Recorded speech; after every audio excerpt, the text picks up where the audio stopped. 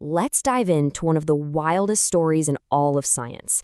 It's the story of how we found out that the solid world all around us, everything you can touch and see, is almost entirely empty space. It really sounds like a riddle, doesn't it? How on earth do you prove that the very building blocks of matter are basically just a void? Well, that was the incredible puzzle facing some of the brightest minds at the start of the 20th century. Now, to really appreciate how big a deal this discovery was, we first have to understand what scientists thought was true.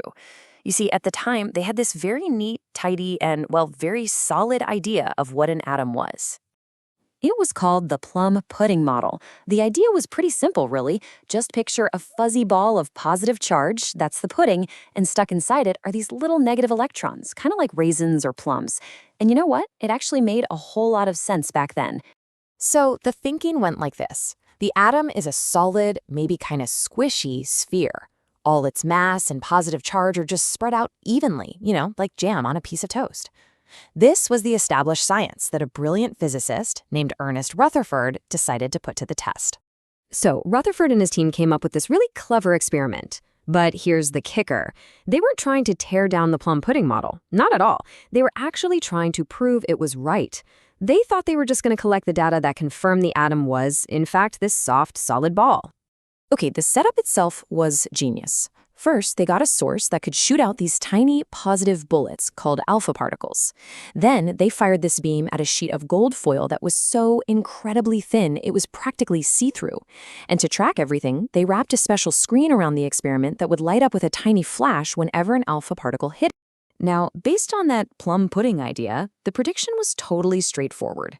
Since the atom's positive charge was supposed to be all spread out and weak, these little alpha particle bullets should have just punched right through the gold foil like a cannonball through a cloud of smoke. I mean, maybe they'd get nudged a tiny, tiny bit, but that's it. Everyone expected a very boring, very predictable result. But what they found was anything but straightforward. In fact, it was impossible. The results that started trickling in didn't just question the plum pudding model. They seemed to break the laws of physics as everyone understood them. So when you look at the data, the vast majority, almost 99.9% of the particles did exactly what they were supposed to. They just sailed right on through. A few got bumped off course a little bit, but then there was this tiny, almost insignificant fraction, just 0.01%, that did something that should not have been possible. About 1 in every 8,000 particles didn't just get nudged. They ricocheted. Some of them bounced back at extreme angles, almost straight back to where they came from. That was the clue. That was the impossible result that would change science forever. Rutherford himself was just completely floored. In his reaction, it says it all. Can you imagine firing a giant cannonball at a single piece of tissue paper and watching that cannonball bounce off the paper and come flying back at you? That is how completely absurd and mind-blowing this result was. Something incredibly solid, unbelievably dense, had to be hiding inside that atom. So that one bizarre clue, that 1 in 8,000 particle, it forced a complete rewrite of everything we thought we knew about matter. To explain what seemed impossible, Rutherford had to dream up a completely new picture of the atom. He proposed this totally radical idea, the nucleus.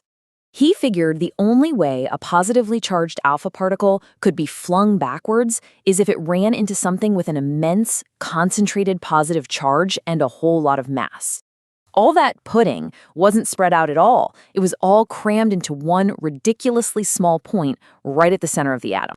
And this table just shows what a complete 180 this was. Look at this. Before, everything was fuzzy and spread out. After Rutherford, all the important stuff, the positive charge, almost all the mass, it's all packed into this tiny spot. And that led to the most shocking conclusion of all. The atom, which means all matter, is mostly empty space. And just like that, a whole new picture of the atom was born. Right at the heart, you've got this tiny, heavy, positive nucleus. And the electrons, they weren't raisins in a pudding anymore. Nope. Now they were like little planets orbiting a distant sun, with huge amounts of pure nothingness in between. It explained everything perfectly. Most particles flew right through the empty space, but that 1 in 8,000 that got too close to a nucleus, it was repelled violently. This wasn't just, a minor correction to an old theory. The discovery of the nucleus was the dawn of a completely new age.